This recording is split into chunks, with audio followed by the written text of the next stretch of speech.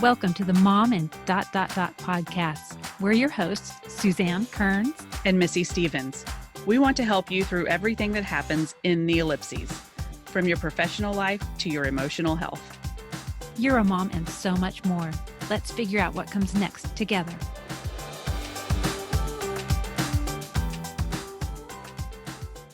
Welcome to the Mom and podcast, the podcast dedicated to helping moms figure out who they are, what they want, and how to get it. And pretty much rinse, repeat that forever. I mean, it always changes, right?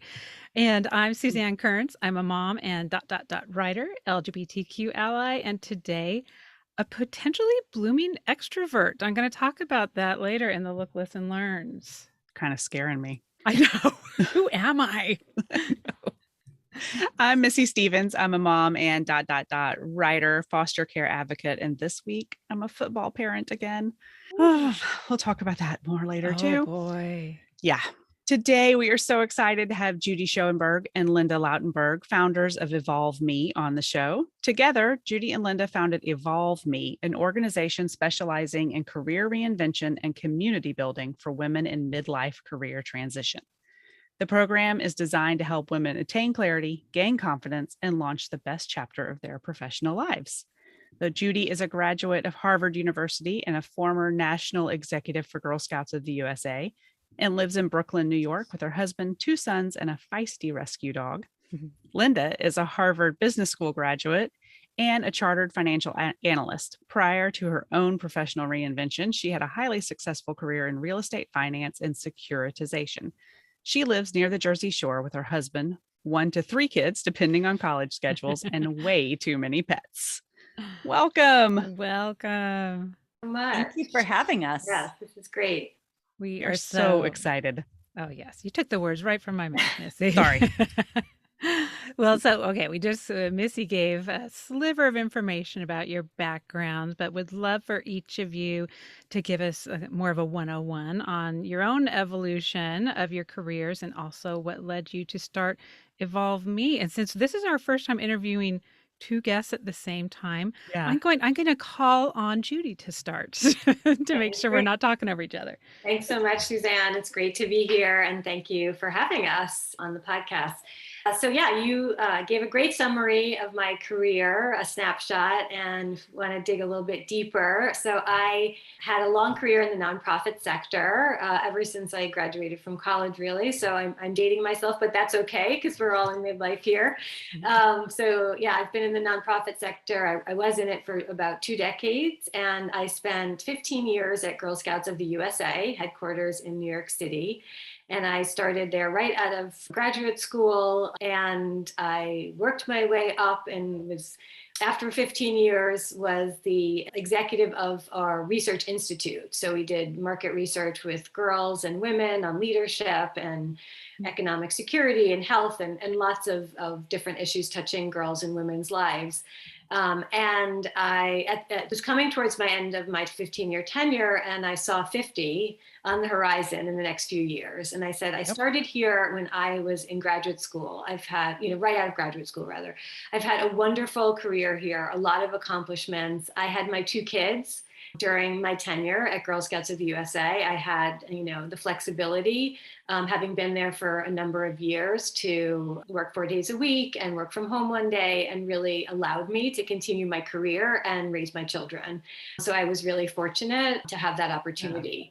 And my kids were getting a little bit older, not as old as Linda's kids, but they were more self-sufficient than toddlers when I saw 50 coming up on the horizon. And I said, you know what, I don't want to be here when I turn 50, nothing against the organization, but I'd be ready for new challenges, and as my kids were getting older, I felt like, okay, like I have the bandwidth, I have the mind space, I have the time to really invest in myself and think about what's next for me. So I took a leap. And I left without really knowing what was going to happen next. I took a leap at a good time. It was like at the height of my career. So I left feeling really accomplished, which tends to help when you're making a transition. Yes. Oh, yeah. It doesn't always work out for women that way that we work with. And we have a lot of tips and tricks to reinstill their confidence. But I was leaving on a high, so that was great. And I was a freelancer for 3 years. I thought that, I was doing program development and research. And then I thought I wanted to be an executive director of a small nonprofit. And then I said, well, I know I could do those jobs, but do I really want to do those jobs? Or should I really, open up my my view of what's possible for me and across, in other industries too. Anyway, long story short, I found a program that was for women returning to the workforce in the social impact sector at a startup. And I was kind of doing it for research purposes because I thought I might want to do that kind of work. And I met Linda there. She did the program right after me. And the woman actually that was leading it got a full-time job in Connecticut. And they were looking for women who could help rebrand, remarket, reprogram, and expand the offering. And so Linda and I didn't know each other. We were paired together, and I'll let her take over from here. But those were the beginnings of EvolveMe in the making, and us working together. And we complement each other really well. And so that's why it's worked for us to be co-founders and business partners of our own company. So, and how long ago was that? Were you? So we met in 2018. Yeah, so a few years ago now, and then we worked at the startup together for about a year or so. We had a summit in New York City in 2019 with 100 women who came and career reentry experts. So it was a huge success. And from there, we had a group of women we work with in a more intense way in a cohort. And we said that startup wasn't focused on women anymore and had to contract for different reasons. And we saw there was such a need specifically for women in midlife. The startup wasn't really focused on women in midlife, but when we were, we created the program we wish we had. We couldn't find anything quite like this when we were kind of like our podcast. We created what we wish we had. What we wish we had. Yes. Yeah, and Linda and I come from different angles. Me as a career pivoter, going from the nonprofit sector into the entrepreneurial space, and Linda as a career returner, and she can share more of her story. But we cover, as she said, with kids, we cover a lot of bases because our kids are all different ages, and then with kind of our industry experience and how we kind of see the world of work, because we come at different sides of the story. It works really well to be empathic to different women's situations. Okay, Linda, well, that kicks it over to you. And I think I'm in your ballpark as far as kind of more of a relauncher versus a pivoter career-wise. So I'm very excited to hear about yours as well. Yeah. And I love how you guys almost said the same thing at the same time, because Judy and I complete each other's sentences all the time. So it's so fun to see another two women that work so well together. So this is fun. So so as Judy said, I come at this at a little different angle, both from my professional background and then what happened after. So I was doing real estate finance, securitization, much more of a corporate background. I left to get my MBA. I came back and I did the same thing. And I have to say, I really just kind of fell into that career. I grew up and went to college in Minnesota, and I took the job I took because I was going to do marketing. I took this position because it was in Manhattan. And that would really nothing. I said, I got there and I said, I called my parents and I said, whatever they want me to do, I want to be here. So, and I think, and I only highlight that because I think a lot of people do kind of fall into their first careers. And then once you're on the path, then you just kind of keep putting one foot in front of the other and keep going with it. So I did take a career break for my husband's career. He's a physician. We moved out of the city, far enough out of Manhattan that it was, at the time there was this was, going back 20 years at least. So, there was no Zoom, there was barely internet. So, so if you were not in the city, you could not be in the industry that I was in. I had one child at the time. I knew we were going to have more. So I thought, let me just take a little break and get my daughter situated here and meet people. I didn't know anybody. And, of course, 18 years later, I still was not, I was working really hard, doing a lot of different things, but not getting paid for any of them. Oh, hallelujah. I'm on 16. And sounds real familiar. Yeah. So it's so familiar. And on it, and it's, it's funny because I did go back to my business school reunion. I tell this story a lot, but I think it was my 10th. And every woman, the men were all fine. They were in the corner talking about whatever they were doing.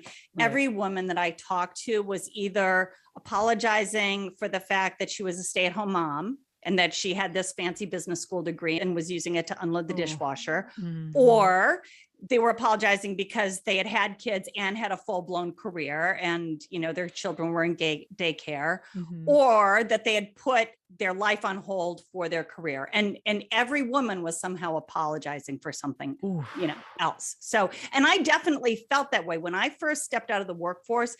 For the first 5 years, if you would have met me, I wouldn't tell you what I was doing. I would tell you what I used to do. Yep. So it was really hard for me, that identity. It's very hard to let go of. And I know Judy wrestled with that too when she stepped away from Girl Scouts of the USA. You're used to being able to introduce yourself as, hi, my name is Linda, and this is what I do. And automatically then you have that confidence of saying, oh, they know I'm smart, or they know I can do this, or what have you. When you introduce yourself and I'm a stay-at-home mom, then you get nothing. Oh, it's so tough. I remember the first time when I was staying home with my daughter and we were doing some remodeling, and I had, you know, recently left my job, and I used to work on Disney. And then after that, I had worked on Apple. And so you're used to, in a business sense, being able to be like, I'm pretty sure that I could get what I want out of this, because people want to work with Apple or want to work with Disney. And this guy that was working on our kitchen just didn't really care that I was Suzanne Kearns and I wanted something. Right. And it's like, no, you can't get that. I'm like, wait a minute, but hey, don't you know? I asked nicely. So yeah, it's just an interesting, like, you feel like you don't have that weight of legitimacy behind you, or this business card to say that you're a real person. It's super important. Yeah. And it was a complete blessing. I mean, I like that I was in a luxury that I was able to take that time off, but it was, I think in many relationships, somebody's got to be more flexible, and depending on how rigid one career is determines how flexible the other has to be. So yes, but I did do a lot of nonprofit work when I was out, and, you know, supported a lot of organizations, but I guess I never really, I kind of discounted that in my head of being like anything particularly valid. I just was, you know, I'm a stay-at-home mom. So when my oldest was getting ready to go to college, all of a sudden I realized that nothing had just fallen into my lap. And I was working my way out of this mom job, and I needed to find something that was going to be left for me, you know, and right now I'm at that point now where my youngest this is her senior year in high school. So I'm so thankful that I did get on this as early, you know, when I did. But my real problem was the confidence thing was definitely a problem. But I think my biggest issue was I had no idea what I wanted to do. All I knew is that I didn't want to go work on Wall Street. There were return ships out there to go work for JP Morgan or what have you, but that wasn't me anymore. I had evolved so much as a person that, like, I cared about so many other things, but I just didn't even know what was out there anymore. I had no more connections. Whatever I had was in real estate. I didn't even know where to begin. So I really spun my wheels for a good 3 years. And I was trying, you know, I did reconnect with my alumni groups and started trying to strategically do some good volunteering work, but I just was really lost. You know, I thought for a while I would be a teacher. And so I started going down that path. And then I thought I would do fashion merchandising. And I was all over the place. And it just wasn't something I could kind of figure out with my mom friends or my family. So when I landed on this program that Judy talked about, at least I had some other women that were in the same boat as me. It was a program that was specifically for career returners that wanted to go into the social impact space. That was good enough for me. I just wanted other people that wanted to go back to work. And it really just signing up and knowing that I had some structure really flipped that switch. So when Judy and I, when we were done contracting for that company and that program came to an end, we really stepped back and said, you know, what's really missing here is we had women, while we were working with returners, coming to us and saying, do you have a program for my friend? Because she is working, but she doesn't want to do that anymore. And she doesn't know how to change her career. And Yeah. and she's too busy because she's got family and she's got work and she doesn't have time to spend on herself. And another person came to us saying, I just got divorced and I need to change what I'm doing, but I'm like so busy with this, and just, people being all over the place. And what we realized was that all these women, all these transition points were happening in midlife. And that was kind of the common connection. And so we created EvolveMe, the program that we wish would have been available for us when we were at a transition point in midlife. And it's really for anybody, whenever we don't like to put a number on it because everybody kind of hits that at different times. Right. Some people hit it in their mid 30s. Some people don't hit it until their mid 60s. But at some point, there's something that happens that you just know you need a change, and you need to know that it's not too late to make it. Yeah. Oh, you said so many things that set off so many feelings. Bing, bing, bing.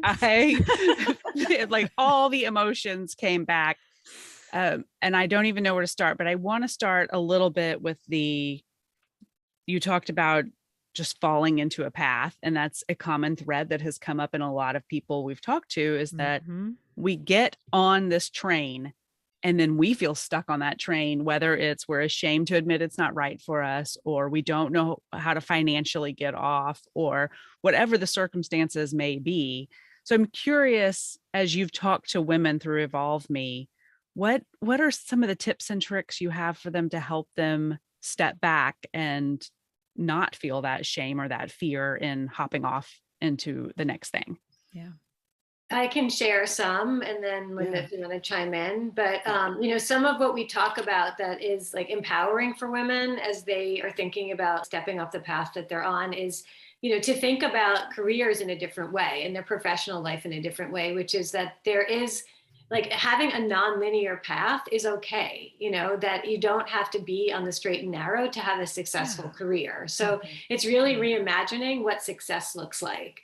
And for women that we work with a lot, in midlife, it's not just having the right next job and going up the ladder. It's really looking at how your work fits into the rest of your life and your lifestyle, and it being a good culture fit, right? So it's a culture that really matches your values. And women want more out of work, now, especially if a lot of the women that we work with have had success in the industry that they're in. So they can continue on that path, but it's not, as you said, like it's not satisfying or doesn't feel meaningful. And so what we do is people come to us and say often like, oh, can you help me with my resume? And we're like, no, take a step back.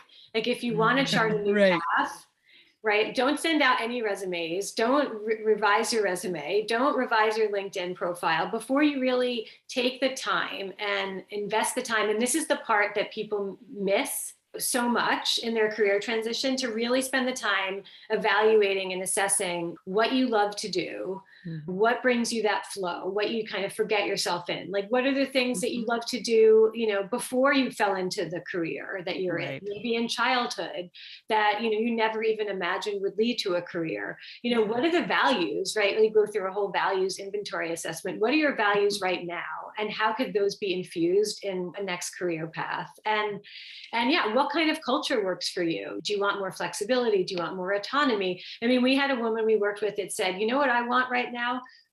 She had been, she had stayed at home with her kids for a while, and she had a successful career before in the HR industry. And she said, I want to go back. I think I want to go back just part-time. What I really want, I want to go into an office and I want a chair to hang my sweater behind, because I haven't had that for so long. So for everybody, it's going to be something different, right? And so that might not be, like maybe she'd continue in the industry that she's in, but perhaps the environment is different, right? It might be, instead of a big corporation, maybe it's actually, she was at a startup in the end. She wound up at a startup. So, I think that it's really examining like what success looks like for you now, surrounding yourself with other women who are also trying to reimagine, what success looks like for them, because especially if you've been a high achieving person, like yourselves, like you can get stuck on this path and feel like the only way to measure success is to go up, when we Yep. see women going all different kinds of sideways, zigzagging their way into their transition. And I have to say, I'll be vulnerable here for a minute for myself. Like, I spent so much time in the nonprofit sector. And for me, even to get off of that path, I was like, no, this is the path for meaning. Like, I mean, for me, even going into something in the business world was like a huge stretch, and I was like, ooh, what are people going to think when I tell them I'm leaving the nonprofit sector, and I'm a business person now, and I'm a small business owner. And meanwhile, they're so wrapped up in their own stuff that they don't even know. Right. And like, there's different ways to accomplish having an impact, right? Yeah. And depending on what your mission is. I mean, we are a social entrepreneurship. And so like me taking that time, speaking, for myself to evaluate not just, what sector do I want to be in, but what was so useful in what we do with women and across a number of different exercises we take them through. We do this whole discover. We have a model for career reinvention called DARE. So it's discover, amplify, refresh, and embark. And that first piece of discover is all of that assessment work of your skills, your talents, your values, what you love to do, what you really want to bring forward, your transferable skills. That really helps, especially if you're getting off the linear path, to take with you all of those soft skills, leadership, communication, collaboration skills, all the things that people don't even consider are really portable when they're trying to get into a new area. So we have, a very structured way that we lead women through it, because you can, Google your way around anything, but to have that structure, especially when you want to gain clarity and get off that more linear path is really important. What's the timing typically of, like, how long does it take your average person in your program to go through that discovery piece? That's the part for myself that I always feel like there's some breaks, like just putting my values. Suzanne and I have worked on it as a podcast team. Like, what are our values for this show? And I've worked on my personal value assessment before, but I find it really difficult. So I think that's one of those questions. It depends. We have some women come through our program and, they were close anyway. And then they land a new position or decide to launch a business before we even through the 10 weeks. And other women, quite frankly, a couple months later, and they're still working on the discovery piece. So it just depends on like how far along you were coming into it in the first place. One of the things that we encourage women, because we do work with a lot of women, some feel kind of trapped, right? Because not everybody can just say, oh, I'm just going to, leave work and take the leap or can be on career break like I was. And so what we encourage people to do is through doing that clarity work, but to also start taking a step back and looking at, all the tasks that they've done so that they can come up with a really solid list of what their personal brand is and their transferable skills that they bring to the table. So if you were to take your resume and go back over all the jobs you've ever done and include all the volunteer work and managing a kitchen reconstruction and, whatever it is, all those things, and come up with everything you bring to the table, things start to fall out and you start to get a narrative of what it is that who you are and what you bring to the table. And then when you can marry that with what it is that you love to do, sometimes you might find that it's not every woman that is dissatisfied with her career.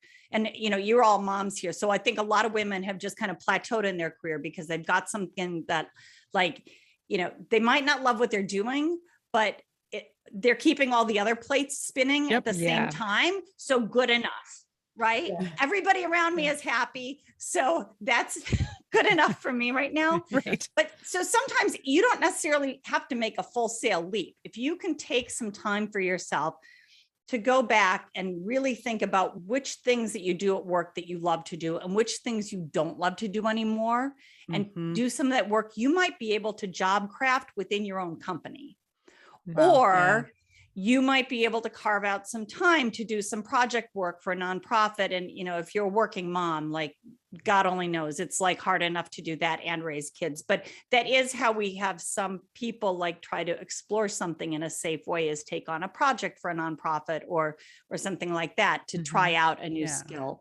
And I think that doing some of that trial work is also another way that you can start to build back that confidence and feel like Yes. you do have some skills. But I know we talk about confidence a lot. We hear it from other coaches. We see it on your website.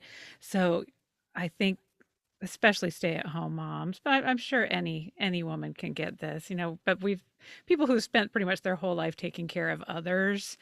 And also parenting is the ultimate in bringing you back to your humble self as far as For a while, I said my whole job was wiping. People ask me what I did. I'm like, I wipe things. I wipe noses, behinds, counters, floors. I'm just a wiper. I used to do other stuff, but that's what I do. It kind of Now eats I'm a away at you. wiper. Yeah. But no matter how many people you used to give speeches in front of, or, Right. how high up your client contact was, when you got a baby that's crying and you don't know what to do with it, I mean, you just feel like you don't know anything in the whole world. So, I mean, there's a lot of building back up that comes after even just a couple of years off, let alone those of us who are in the double digits of years off.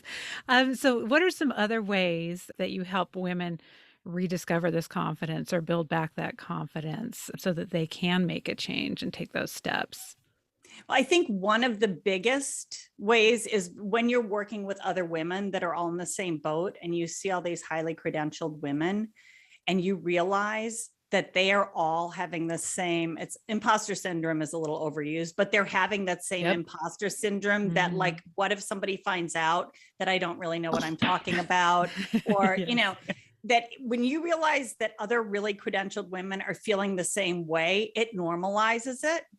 So now you're not alone, right? You realize that it's just something that we all have. And whether, I agree. Women that are returning to the workforce, I mean, I like the wiper one. That's better. But I used to say, all I'm qualified to do now is I'm really good at loading the dishwasher. I mean, I really felt like, but if you step back, you realize that you're like a master of the universe with the number of things that you organize and think. But even for women that are looking to make a career change, they might have confidence in their, we talk about two kinds of confidence. Like they might have a lot of confidence in, like Judy, in the nonprofit world. But if you would have said, oh, go be an entrepreneur, like that would just be like, what? No, I can't, So but being with a bunch of other women and being able to see yourself through their eyes helps a ton, because other people can see things in you that you would never see in yourself. Yeah. So that's definitely one of the things that and I'll let Judy go into some more of the actual work that we do, but I would say just for starters, being around other women like that and getting it out there is huge. Yeah. I mean, piggybacking on what Linda said, we bring women together across all different industries, roles, sectors. And so what's so beautiful about it is that usually like professional development is only done, lawyers talk to lawyers or designers talk to designers. Now you have a woman who's maybe a lawyer sitting across or on Zoom from a designer. And she sees things in the designer that the designer never considered, because she has a lawyer looking at it from an entirely different perspective outside of her industry. And suddenly, she's like, oh yeah, I can do that. I've never thought about things that way. And it opens up like just the openness of new possibilities. That's one thing that really, women take away from, is just like things that they would never have considered before, because they're talking with people, outside of their own industry. Definitely what you said, Suzanne, about owning your accomplishments. You still own we talk to women about the fact that they still own all of those accomplishments, even if they were wiping and loading the dishwasher. Like that doesn't go away. And what also doesn't go away ever is the image or the perception that the colleagues that you worked with in those roles have of you. So we say that, your colleagues have like a frozen in time image of you when you worked together and you were doing amazing things, right? Wherever you were, at Apple or Disney or what have you. And so when you go back to those people for networking and to revive your contacts, that it really helps to go in with that mindset. And in terms of like building up your sense of confidence, definitely trying to go out there and even if you don't have a title or a role, if you're on a break, like to go out there and talk to others about ideas for the direction that you want, to take, the impact that you want to have, like start to put yourself in positions where you're being seen as a professional, whether it's, starting small by sharing articles in an industry that you want to go into on LinkedIn, commenting on social media, being part of the conversation. There's so many free webinars out there right now because we've all moved to remote. There's so many free courses online. If you feel like you're lacking the skills right now, let's say in technology, just do something quick to skill up so that you are at least proficient. You don't have to be an expert about any of these things, right? But if you want to feel relevant, there's a lot of different free ways that you can do that. Join industry groups. And, before you do any of that, you want to spend that time up front, as we were talking about before, to gain clarity. And then eventually we move through the process where women get a refreshed sense of themselves. So setting up a home office like we all have, having a professional kind of virtual presence, refreshing their style. Like, how does that speak to them for who they are now? How are they presenting to the world when they're doing interviewing, informational interviewing, and then we go into refreshing their resume and LinkedIn, which of course gives you more confidence when you're going out into the world to network. But it's baby steps along the way too. And we don't think any step is too small. Often, women want to be at a certain place like much sooner. But And there's, I have to be honest with you, there are sometimes backsliding in confidence, like people feel really good. And then 3 weeks later, they're like, oh, I didn't, nobody, that person that I really wanted to answer that email never wrote back. What do I do? Are they ghosting me? Is the recruiter, so there are these laps in confidence, but as Linda was saying, the group brings you back in. The group really, the accountability and the momentum you get from moving in the same direction with like-minded women, is everything. And it's funny, I want to let you in on a secret that I don't think I've ever told Linda, maybe, but I feel like Linda's face. I mean, Linda's like, maybe, but I know that there will be probably like a lot of moms who are on a break and taking care of children and listening, in your audience, and you all have taken breaks. And we're speaking about confidence. I didn't have the confidence at the time to stay home. Because I felt like I was so tied to my work identity that it was so much a part of me for so long that I had that fear that we were talking about. Who would I be if I wasn't this person that everybody knew as like, oh, you're working at Girl Scouts. Oh, I know what that is. So that was something, confidence came up for me in a totally different way. And then, as I kind of grew into that idea, I took a leap for myself. But that was just when you were talking, Linda, I was like, oh, wow, it's a full circle story over here. Yes. You never know what can come up in this conversation. I know. No, we have revelations almost every week. Sometimes both of us at the same time are going, what? But in fact, Suzanne, not long ago, like really came to this, like I watched her have this revelation in real time. I could see wheels turning where she realized her lack of clarity about who she was and what she was going to do did not come with motherhood. It started before. Way back. And when she started to talk about that, I realized that when I had my first child, I was not happy with what I was doing either. It was not the right fit for me. I didn't know how to get out of it. And then that baby helped me get out of it, I guess. But Missy, I have to say, I'm kind of like the same with both of you. Like I fell into it, and I have to say, Missy, once I stepped away from that, like, just because you can doesn't mean you should. And I was not a Wall Street person. You know what I mean? Just because you can doesn't mean you should. Right. That's why we talk about sometimes like going back through the, your job things and thinking about, well, I did this, but what did I like about it and what did I not?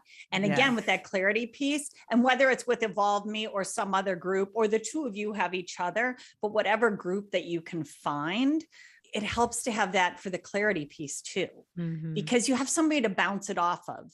That's not like your partner or your best mom friend, or, you need kind of, they're coming at you in kind of a different. Yeah. They have a different investment in it. Right. Yes. Yeah. Yeah. And sometimes someone's love for you can cloud a little. Or you just need somebody to see with fresh eyes. Yeah. Or they have assumptions about who you are and what you do. And they're like, no, you're the lawyer. You can't, I can't see you as this other thing yet. And Mhm. I don't even know where I heard it, but I love the saying that there's nothing more dangerous than being good at a job that you hate.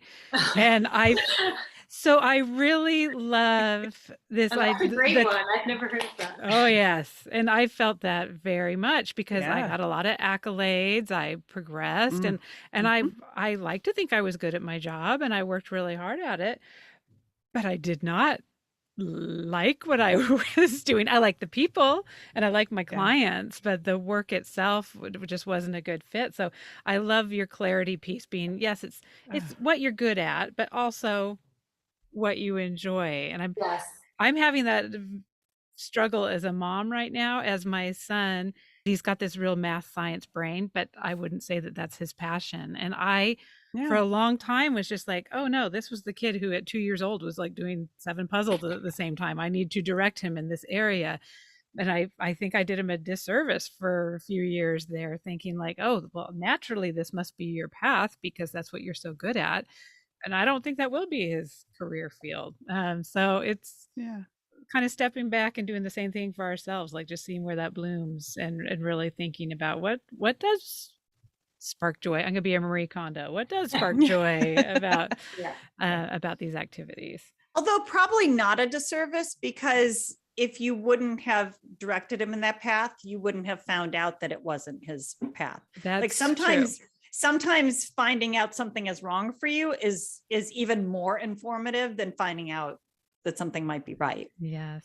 Oh I my do gosh. love that concept. We've talked about that recently on the show, that just because you spent 6 weeks or a year or whatever Mhm. amount of time it was going in this direction only to find out it was wrong, Yeah. that's not a waste of time. No, that's a And win. you learned things along the way, Yeah. and you know, and there are snippets, like it might not be that direction, but you could still, again, pull things out of it that you Mhm. probably did like. Yeah. It's better than sitting still.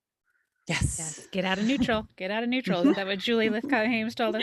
Get out of Yes. neutral. Yeah. Out of neutral. That's Uh, hard to do, though. Oh, Yeah, it's that's so like hard. the pull of other people, I think, Yeah. that definitely helps pulling you along. And I Like a love gym how buddy. your organization focuses. We talk a lot about the coaches, but the element of community as well as the coaching, I think it's kind of this Huge. nice protective blanket on both Right. sides to encourage you and challenge you and make you think about things that maybe you hadn't thought of before.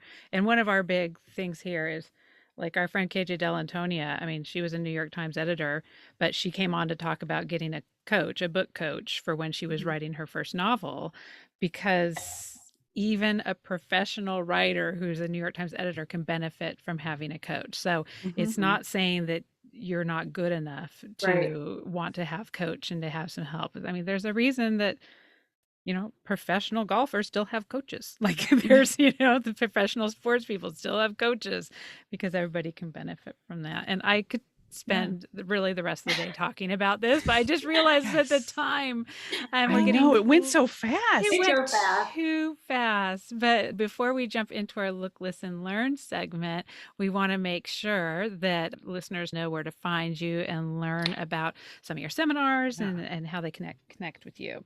Sure. So actually, we have a lot of exciting things coming up. The next thing we have, Judy's better on the calendar dates than I am, but the next thing we have coming up is a webinar training, a free live training that is on the 21st of September at 1:00 Eastern time. And I'm sure you'll have show notes Yep. but it's evolveme.work/confidence, but I'm sure everybody can get the show notes.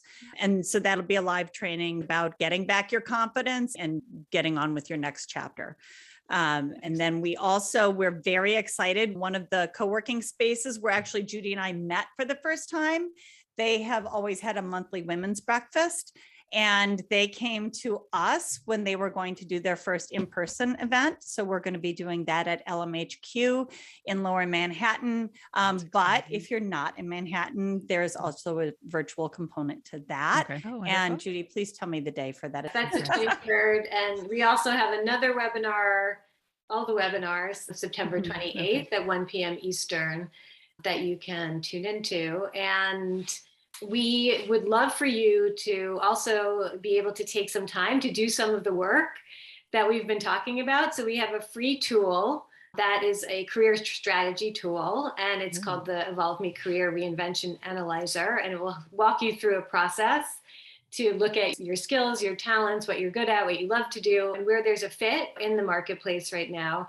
And then you can get that on our website too at evolveme.work/SWOT, SWOT, and that's a free resource. So I'm going to do that when we hang up here. I'm going to do that today. Cool. Yeah, I've got that downloaded. And then I guess the last thing that we want people to know is that our 5th cohort of the EvolveMe Reinvention Collective is launching on October 19th.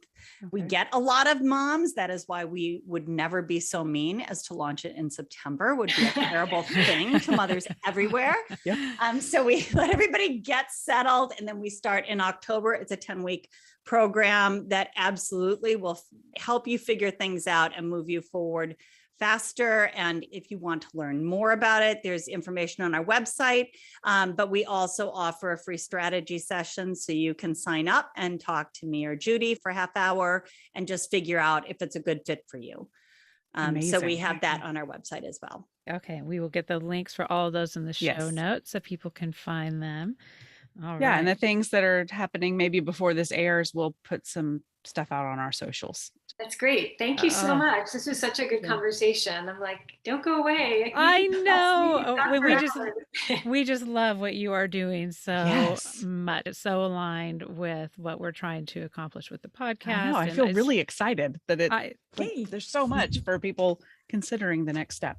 I know. I mean, that's our big thing. I mean, people ask like, what are you doing this for? We're like, we're doing this so no other woman has to feel like we do. And so it just is such it takes a physical weight off of me when I see smart, amazing women covering like you got this covered. Okay, you got that group of women. We'll get this group of women. Like, we're going to get them all.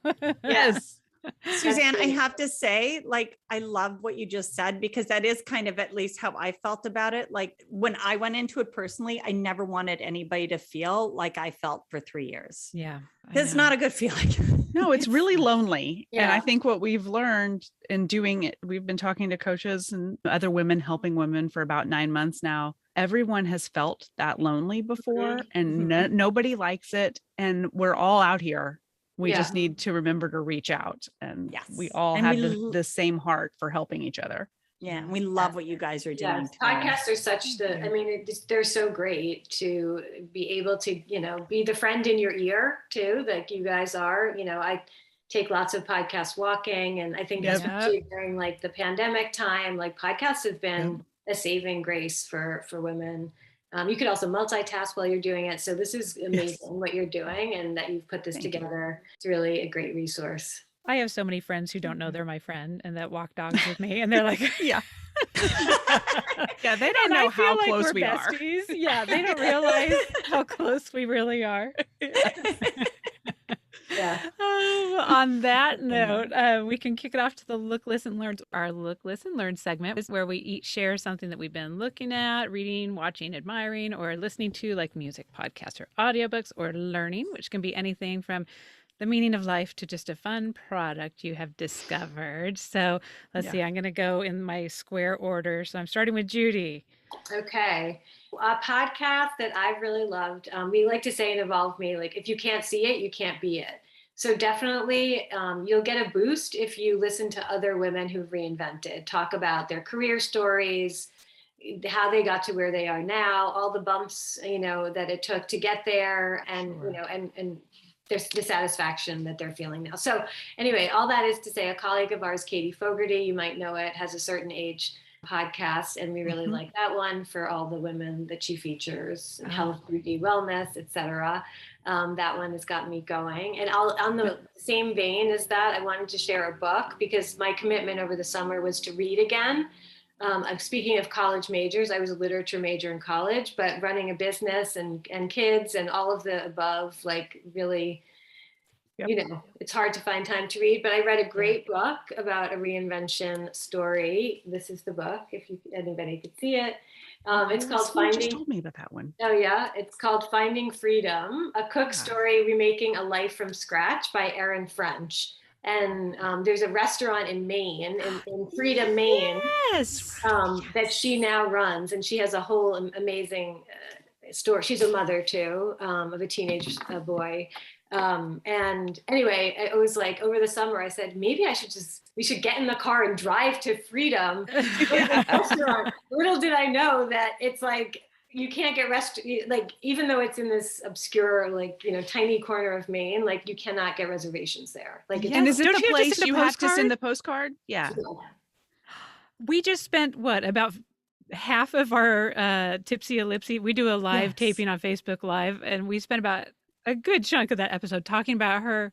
And she has a Netflix show too. Yes, it's coming out, right? Yeah. Maybe it came out already, but I just read about the show. I was like, oh, I have to look at the show now. I have to watch. That's so funny that you spoke about it on the Facebook. Yeah, I love it when the universe sends me things like that. Like, I know this is one of my next books because it keeps coming to me. That is a sign from the universe. Yes, definitely. Twice in 1 week. I want to get the cookbook too, so maybe I'll be inspired to cook some different recipes this fall. And our friend Beth, who also recommended it, maybe she didn't do the audiobook, but she was wishing that she said if it's the author reading it, she recommended that would probably be a fun way to get it to listen to it instead, for those busy moms who don't have time to read, or who fall asleep when they read, like Missy and I do. I second that. And Linda, do you have any look, listen, learns? Yeah, Judy's are fun. Mine are a little more like practical, but so for moms that are like maybe running small businesses or figuring that they need to figure out social media more than they understand it. I run the social media for EvolveMe. So I've had to, I don't know, there was a wall between me and Instagram for the longest time. It just, my brain doesn't work that way. When you're 55, it just doesn't. I feel But so the podcast that I go to, my go-to resource for that is Social Media Examiner. And not all of it will be practical to what you're doing. But if you scroll through his episodes, you can pinpoint like what it is. Like you heard about Clubhouse. What is that? How do I do it? He has really good guests. It's always very smart. It's always very helpful. So I like that. And then kind of in conjunction with that, if you haven't ever used Canva and you want to feel good about mastering a new tool, Canva can allow you to do that, because even if you're a mom and you're not working and you just want to play with it, to go on a tool and design things, whether for social media or your kid's project or a poster, whatever, it's very fun to play with. It's very addictive and it's very doable. Yes. We second that. I'm a Canva junkie. But no, we talk about like being strategic in your roles to help you grow skills. And I used it for my kids' school's PTA newsletter. Mm-hmm. So I used Canva to do the images, and I learned about MailChimp by doing the actual newsletter. And I'm like, these are like legit real skills. Business skills that can be used. Skills. I might be using it to talk about, a PTA event, but it's using it. And Canva is fun. I use it for all my Christmas cards and stuff now. Put your PTA on Slack. There would Slack. be another one. Yeah. Yes. Slack. And then we're interviewing someone tomorrow who's going to talk about some time blocking, but also using Trello to manage home stuff in addition to. So I'm just like, what a great way to get a business skill. Yes. That's helping you while you're at home, but that you can then take when you go, if you choose to go back in the workforce. So there's a lot of things that you can do. And that I'm so glad you mentioned that. Yeah. Canva is another great one that you can use for so many things at home, but as a skill that exercises your right brain a little bit, and it can be used. I ended up using it for clients, actually. When I was doing some social media work, we had this client that just didn't have any ads to put up on social media. I was like, well, hey, I know how to make Canva. Well, and then if you do something like that, if you experiment with something like Canva, you realize that all that stuff out there is very easy to figure out. Yeah. Yes. Yep. So like once you do that, then you're like, oh, sure, I can figure out this other thing. So. And 80% of the images come from Canva. I'm like, oh, I know you. I use you for something. I see things now where I'm like, oh, I scrolled past that one earlier today. Yeah. Yeah. Hello, blonde woman holding a box. I've used you before. Yeah. We need new images. We always say like we need a photo shoot, right, for women in midlife. Like yes, exactly. We do. Yeah, that are doing actual more natural things Yes. than show up in these Canva images. Oh, for Like sure. woman answering door to get UPS package. Like, yes, they're pretty It'd basic. be, yes, the Amazon delivery at my house. Yeah. Although maybe it just hurts because it's so accurate. I don't know. That's me. It's usually why it feels bad. Yeah. Oh, okay. Well, that's okay. So, Missy, do you have any look, listen, learns? I do. I just read, well, I listened to, speaking of falling asleep while you're reading. Yes. If I read at night, I'm out Mm. if I don't start early enough, which I never do. So I just listened to The Midnight Library by Matt Haig, Oh. and it's so much fun. It's fiction. It moves really fast, this but it one. explores the what ifs. So what if I'd made a different decision? What if I had gone this Oh. way instead of that way? Which it really resonates with what we do here on the podcast, but also is a huge fascination of mine. Like, So kind of are we sliding living doors ish. little sliding doors ish. Like, is Okay. there a multiverse? Are there other versions of our lives happening out there? So it explores it in this really fun way. And it's some of it, the way she gets into the multiverse is heavy, but I loved it. And I've been thinking about it for a couple days since I finished it. So I highly recommend that one. Next book. And My then son just read that actually.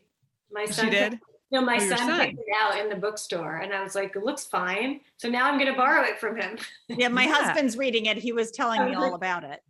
There you go. It's in the family. I think. Now it's endorsed. yeah, exactly. Now you all have to read it too. So it Ooh. was great. Maybe- I Oh, what? maybe I'll skip over to that one. I've been reading Circe. Has anybody read Circe? Yeah. Yes. Okay, Yeah. does it get I'm not super Mhm. into like Greek mythology and all that kind of thing, keep so I feel like I don't know going. some of the characters I'm supposed to know. Am I gonna I'm only on like the first chapter. So am I gonna No, You'll it'll go, be it's fine. fine. I'll be And, fine. and you can Google them. Okay, yeah, that's what I'll have to do. I'll be like, You'll who's learn Yeah, or you that? can check with my kids. Like they both went through a phase of knowing all. They still know all the characters, and if you say something incorrectly now, they'll be like, Oh no! "Oh, If they were that's the Greek Pokemon one or the characters, Roman I would one." have it nailed. I'd be like, "Ooh, I know what steel type you are and how many points you are." Okay, I'll give that one another try because I was starting to just feel stupid listening to it, and I was like, "I don't know who any of these people are." And then finally, Medusa was introduced, and I was like, "Ooh, I know one!" Like finally, I feel so- like that one would be a hard one to listen to. Just the way I process information, it Mhm. might be easier to see it on the page. I don't know. Yeah, I'm known to like do family trees of like 100 Years of Solitude. First Oh. of all, it took me like 5 times to read, and I You had got through it eventually because Yeah, I tried did. 3 times and gave up. I still don't know if I finished it, but the 4th time or so that I was reading it, I was like, "Oh, this is really fun." Like it gets better and better the more you read it, but it's probably around here somewhere. I mean, it's like a giant, like a legal size paper. First of all, because everybody has the same name. They all have the same They're name, all yeah. named like Jose Alacardia or whatever. And I'm just like, seriously, get a different name. I have a hard enough time with names when you're not all named the same name. So yes, we'll see. Maybe that's my problem is that I'm listening to it. But maybe I'll take a little jump over to the Midnight Library to give my brain a break from trying to figure out these Greek mythology things. Yeah, you'll But- totally keep up with the characters in the Midnight Library. Like it's not complicated. Yeah. So I'm listening to that one, but am I learning and I'm still exploring this thought because I haven't quite accepted it, but I think I might be becoming an extrovert, Well, you were saying so. which is really not normal. Like I went into the pandemic very introvert and I really relished the time at home as this introvert, and that was very nourishing for me. But we this weekend had some of our best friends from our old neighborhood. We moved a year ago and have not seen them since. They moved out of the neighborhood like a month after we did, and we're total opposite sides of town now. And pandemic. So it was the first time we'd seen them. They came to our new house. So that was exciting. But then we also had our new neighbors, 3 couples come over last night. And that was the first time we've really had them in the house. I mean, we talked to That's them kind of a outside leap and to stuff. have new friends. Yes. And so everybody came over and I was expecting after 2 nights of this to just be like I'm just gonna melt into a pile of goo. But the first night after Jen and Kevin left, Chris is like, "Oh, don't worry about the dishes. I'll get them tomorrow, whatever." I was like, "No, I need to do it. Like, I feel so like energized." I was like, "Is this what people feel like when they actually are like hanging out with people and don't have to go take a nap?" So I was like, "I have to put the dishes away because I'm so energized." And then the same thing last night. After they all left, I thought for sure, especially after 2 nights of it, I'm just going to go slump into a corner. But I was like, I feel so good. So I don't know if that's me becoming an extrovert or if that's me, the introvert, just having some extrovert tendencies for these first initial introductions back into the world. So I'm not making any broad statements about changing my personality type, but it was kind of fun. I got a little at least peek into the mind of an extrovert, even if it does not last any longer than this weekend. So that was kind of fun. I'm fascinated by the concept of a social engagement not leaving me tired. I know. It wears me out. I love people and I love to go do things, but I do find that it drains me. No, it gave me energy to do the dishes, which I never do. So it's just it's a weird energy. So that was a definite weird energy. So that was my learn, where I'm continuing to learn. I don't know. I'm thinking about it. I love it. I'm sure I'll go Well, back as an into my cave. outside observer, I think it would be really sad if you went back to your introvert tendencies, either of you, because everybody needs to hear more from you. So, thank you. And I'm sad that you're in Texas far away because I want to come have coffee. Yeah. Well, we're kind of sad we're in Texas this month too, but for different reasons. Yeah, we're going to come visit you on the East Coast. Yes, we would love to have coffee with you, or just we're do gonna come this. visit Can we just you do and this have every coffee morning? there. When we have a podcast eventually, if ever, we'll have you guys on. But Yay. hopefully You definitely should have a podcast. You should. Yeah. It's probably coming this winter. Okay. Exciting. Okay. Yes, Keep us posted. Definitely. If you need any tips, let us know. That's how We Thank need all the tips. Yeah, we have so many friends that have podcasts. I just went to each one of them and was like, okay, who do we do it through? How do we edit? And yeah. That's what's like so amazing. I mean, Linda's heard me say this so many times, but like, even though I was in like the women's nonprofit sector for as long as I have, I've never felt more supported in this women's entrepreneurial space that we're all in. And like we learned so much just from talking to other women who've been through this process or are on the same journey as we are and are learning as we go. And it's just been so inspirational and really helpful too, right? To learn from each other. I don't know if it's a cultural shift or if it's always been there and the way I grew up, I didn't see it. I don't know, but I feel like there is a much stronger desire for women to help women.